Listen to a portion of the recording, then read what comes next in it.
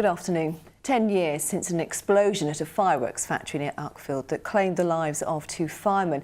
Compensation has finally been awarded to the victims and their families. The blaze at Festival Fireworks at Marley Farm killed Jeff Wicker and Brian Wembridge. An East Sussex Fire and Rescue spokesperson has confirmed all legal matters relating to the tragedy have now been resolved. The family of a man who was killed in a crash as he drove home from work says he'll be sorely missed.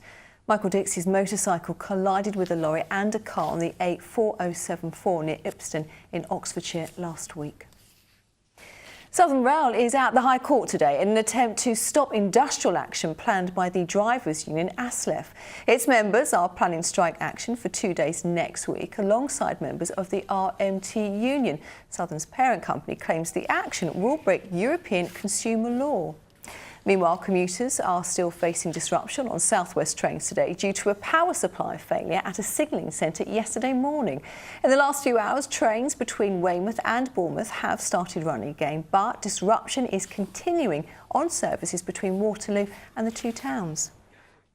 One of the Royal Navy's longest-serving ships set off on her final voyage this morning from Portsmouth. HMS Illustrious is headed for a scrapyard in Turkey. Hundreds of onlookers gathered for the send-off.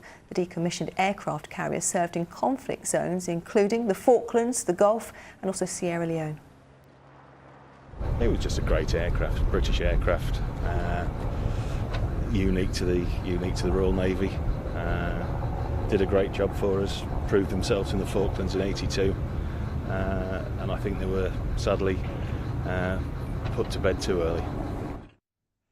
The future of library services in Swindon is being decided today. It's been proposed to cut the number from 15 to 5. The council needs to save £20 million by 2020. Campaigners say the £1.1 million yearly budget is not enough to run a full library service. Now, 44 artworks that form Brighton's public Snowdog Trail have been sold at auction. They raised £337,000 in aid of the Martlets Hospice, which cares for people living with a terminal illness. Oh, we love the Snowdogs. Well, Simon is coming next with the weather.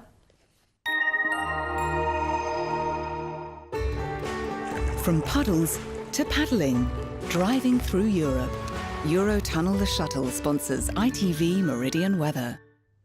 Well, I'm not claiming it's t-shirts and shorts weather, but it's certainly a lot warmer than it has been. Temperatures this afternoon, 12 degrees, that's 54 in Fahrenheit, but a strengthening breeze, gusts of around 15-20 miles an hour along the coast, and that's what's dragging in the milder air. But we have got a fair bit of cloud, some bright spells, and as we head through into this evening, where we get the clear skies, that's where we could see a bit of mist and fog developing, particularly over the higher ground. Cloud increasing through the night, and once again, it's going to be a warm one, with temperatures largely up to double figures for many of us. But out to the northwest, you can see there's some rain, and tomorrow morning the cloud will thicken and then some patchy drizzle will arrive and spread eastwards.